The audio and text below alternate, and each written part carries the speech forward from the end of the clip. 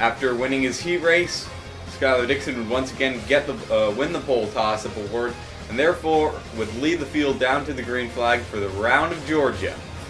Sawyer Girl in the 01 car would be on his outside. Sawyer had a pretty good start, but would not be able to hold off Sawyer Girl into turn 1 as they were flat out, and Sawyer Girl just had, Skylar Dixon just had a better line coming through the corner.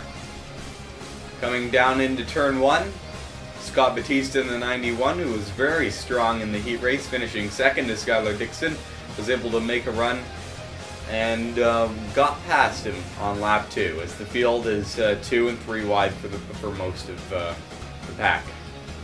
Coming on to lap 3, we had a very close call as Skylar Dixon and Matthew Stringer made some contact there. They are now battling for third as Ty Dent and Scott Batista have kind of driven away a little bit. Things would settle out though, back to 3 wide, although we have a big crash behind them.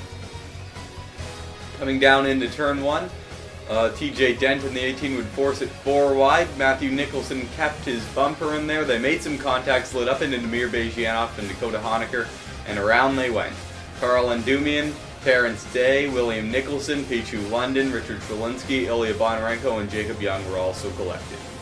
Luckily, no one would get too significant damage from this, and therefore no one would retire from the race. Under caution, a lot of the field would come in. The top 2, Scott Batista and Ty Dent, along with Matthew Stringer, Sawyer Girl, Skylar Dixon, Spencer Fullerton, Mike Doan, Alex Tanker, Alex Allen, Andreas Allen, Luke Walker, Johnny Appleseed, Matthew Nicholson, Dakota Honecker, Paul Swanson, Terrence Day, TJ Dent, and a few others. The 7 of Kyle Sosnowski was the first car on the racetrack that did not come into the pits, and therefore he would lead the field back to the green flag. Ophelia Endumian, who finished second like her car number in the round of Florida, would get to the inside and take the lead. Ophelia's got another great car for today, as William Duncan has made his way up from around 5th on the restart into second now. At the back of the field, we have about 7 drivers that are significantly off the pace from the previous accident. Jacob Young, Carl Endumian, TJ Dent, Dakota Honecker, Damir Bejianoff, Michael Cain, and Matthew Nicholson, who is completely missing his front end. Back up front, William Duncan would get a run on Ophelia Endumian throughout the quad oval, and William would successfully make the pass out of turn 2. We go to our aerial view as the field has somewhat settled out. They're not racing 3 and 4 wide anymore. And as we see Jeffrey Finguy take the lead from William Duncan.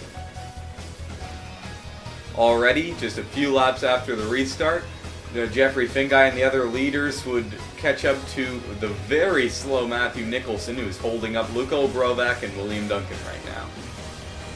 William Nicholson would continue holding up the rest of the field. Luco Brovac and Tyler Faber and most of the outside line got by all right, but the field is really stacked up 3 wide as Matthew Nicholson does not seem to be sticking to a line. This could be very dangerous, as now we have a lot of cars who are becoming very impatient as William Duncan pushes him up the track, luckily, to get him out of the inside line. Now he goes up. Alex Allen trying to force it 4 wide around. That's not going to work. We've got trouble behind them.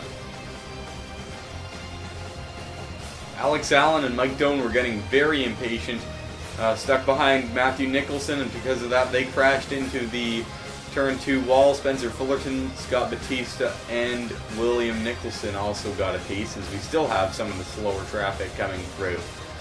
Hopefully they will avoid... Oh, Michael Cain did not. Neither did Dakota Honecker, and Damir Bejianoff also involved. This crash would unfortunately take Alex Allen and Michael Cain out of the race. Jeffrey Finguy would lead the field back to the green flag once again. Chris Washer is in the 5, is in second, and Andreas Allen's having a nice run today in the 39. Andreas didn't even finish. Andreas didn't finish in the top 2 the entirety of last season, so this is a great run for him. A lap after the restart, the top 5 have broken away. Chris Washer would try to have a go on Jeffrey Finguy, but Jeffrey was just too strong on the outside, and he would hold on to the lead.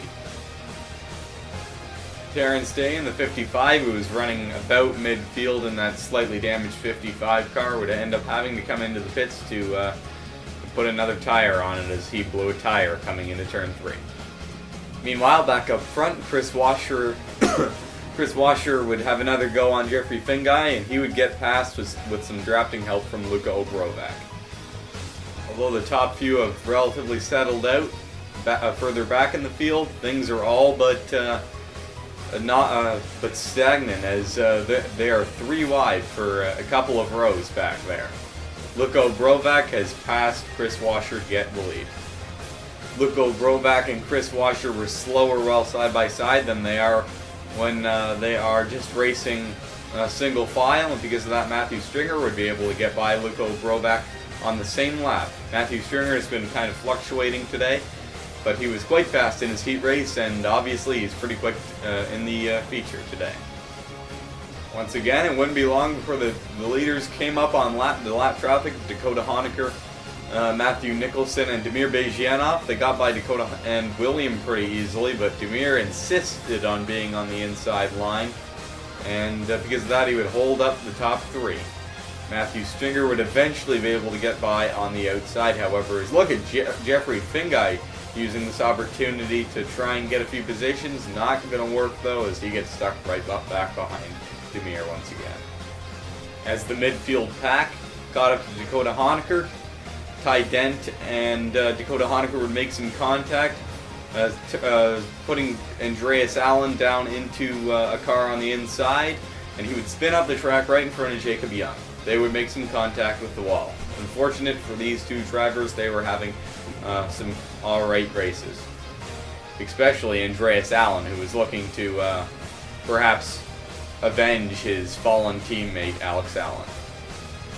Matthew Stringer in the 87 would lead the field back to the green flag. Luka Obrovac is in second, and Chris Washer in the 5s in third. Matt would have a good start and would hold on to that lead through the first couple of corners. The leaders are starting to get impatient as Skylar Dixon would make some contact with Sawyer Girl, and Skylar Dixon, Sawyer Girl, Chris Washer, and Luka Obrovac would make it 4 wide into that corner. They all made miraculous saves there. A lot of drivers got into each other there and got slightly sideways, but we continue on. Over the next couple of laps, Matthew Stringer would put a bit of a gap between himself and the field behind. In second, we have Skylar Dixon, who's made his way back up from near last place. He led the field to the green flag. However, with that pit stop, he had a bit of an issue changing a tire, and because of that, he was sent to the back. But now he's back up into second. It would only be a few more laps before Skylar Dixon and Kyle Sosnowski, perhaps the 2 fastest cars of the day, would drive by Matthew Stringer like he was standing still.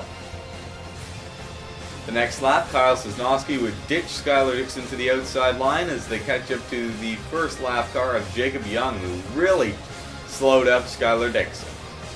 Matthew Stringer tried to squeeze by on the middle line, tried to drop to the inside, made some contact with Jacob Young. William Duncan got into him. He slid up the track, got pounded by Johnny Fingai, but amazingly, Matthew Stringer would save that car.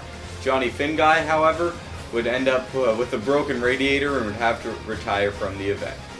Matthew Stringer, believe it or not, would still be on pace, as this incident did not bring out the caution. What the incident did do was split up the pack completely. Kyle Sosnowski, Luka Obrovac, and Jeffrey Fingai are coming into turn 1 right now. Skylar Dixon not even barely in the helicopter view of the 3 leaders, and Sawyer Girl trying to keep up with Skylar. Behind them, a few seconds back, we have the beginning of the now reforming pack. A couple of laps later, Luka Obrovac and Jeffrey Fingai would team up to pass Kyle Sosnowski as Skylar Dixon is reeling these top 3 in.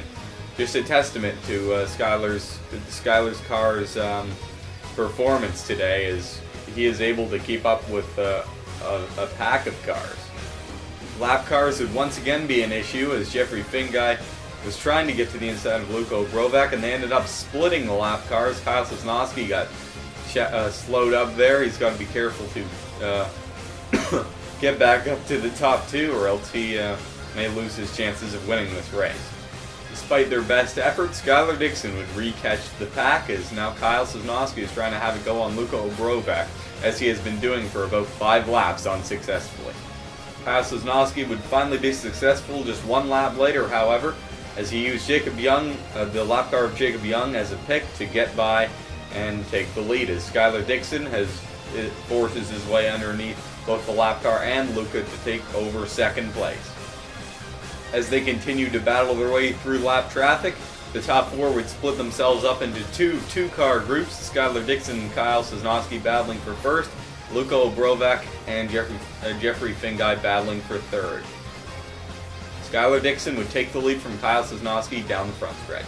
Despite Luka and Jeffrey's best attempts to catch up to the top 2, they were mostly unsuccessful in the time left remaining, as Skylar Dixon has taken the white flag.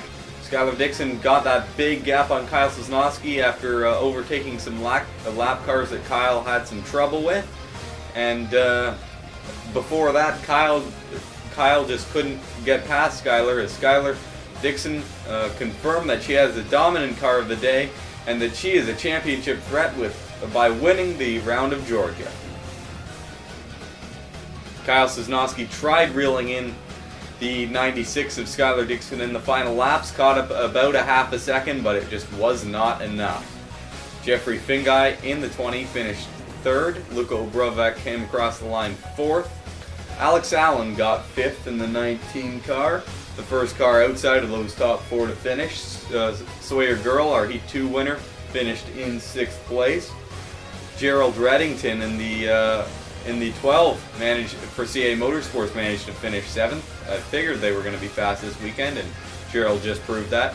Spencer Fullerton, despite his damage, finished 8th.